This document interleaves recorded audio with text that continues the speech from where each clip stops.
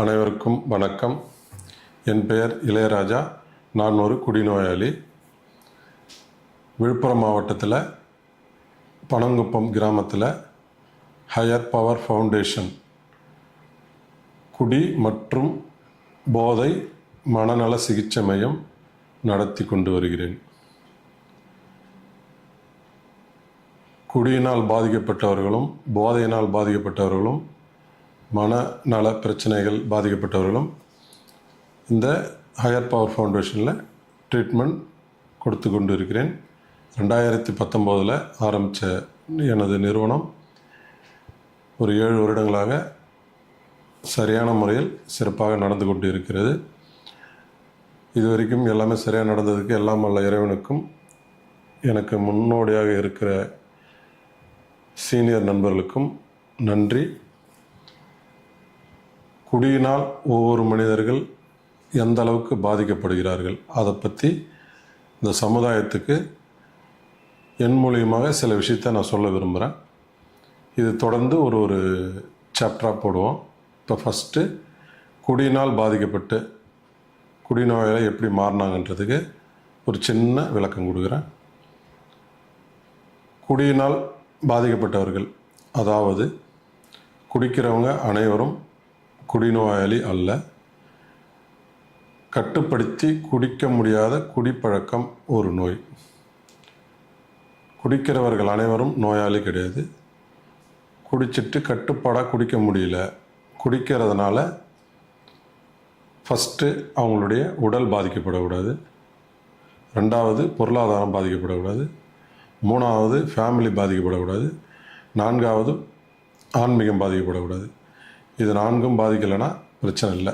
இந்த 4ல் எதுவாவது சின்னதாக பாதிக்கப்பட்டுச்சுன்னா அது குடிநோயின் அடிமையாகிறதுக்கு உண்டான தகுதி வந்துடுச்சு. ஒரு உதாரணம் சொல்லப்போனால், குடிநோயாளி எப்படி கண்டுபிடிக்கிறது, அடிமைனா எப்படி கண்டுபிடிக்கிறதுனா, ஒரு செயல் தப்புன்னு தெரியும், மீண்டும் மீண்டும் மீண்டும் செய்வார்கள். அதுக்கு ஒரு விளக்கம் என்னென்னா, ஒரு உதாரணம், நான் இன்றைக்கி எங்கள் ஃபேமிலியில் ஒருத்தர் அண்ணங்கிட்ட நான் பேசக்கூடாதுன்னு போகிறேன். காலையில் அவங்கள கூட்டி, இனிமேல் உங்ககிட்ட நான் பேச மாட்டேன், உனக்கு எங்களுக்கு சண்டை, இனிமேல் நான் உங்ககிட்ட வாழ்நாளில் பேச மாட்டேன்னு சொல்லிட்டு காலைல கிளம்பி போயிடுவேன். குடிச்சிட்டு ஃபுல் போதையில் அவங்கக்கிட்டே திரும்ப ஒன்று காலில் அழுவேன், நான் செஞ்சது தப்பு, நான் தெரியாத செஞ்சுட்டேன், போயிட்டேன், வந்துட்டேன்னு. இல்லைனா கழுத்தை பிடிச்சி சண்டை போடுவேன். இதுதான் நோயின் தன்மை. இது ஃபஸ்ட்டு எனக்கு தெரியல, போக போக தான் தெரிஞ்சுது. அதனால் இந்த குடி நோயிலேருந்து நான் மீண்டு வந்தேன். 2016 நான் ஒரு ட்ரீட்மெண்ட் சென்டரில் போயிட்டு மீண்டு வந்த பிறகு எனக்கு எல்லா வசதிகளும் இருந்தும் இந்த நோயிலேருந்து வெளியே வர்றது எனக்கு தெரியல. ஏன்னா நான் ஒவ்வொரு நாளும் குடியை விடணும்னு அழுவேன், கடவுள்கிட்ட வேண்டும், எல்லாமே பண்ணுவேன். இது எல்லாமே குடிச்சிக்கிட்டே பண்ணுவேன். அதனால் அதில் வெளியே வர்றது எனக்கு தெரியல.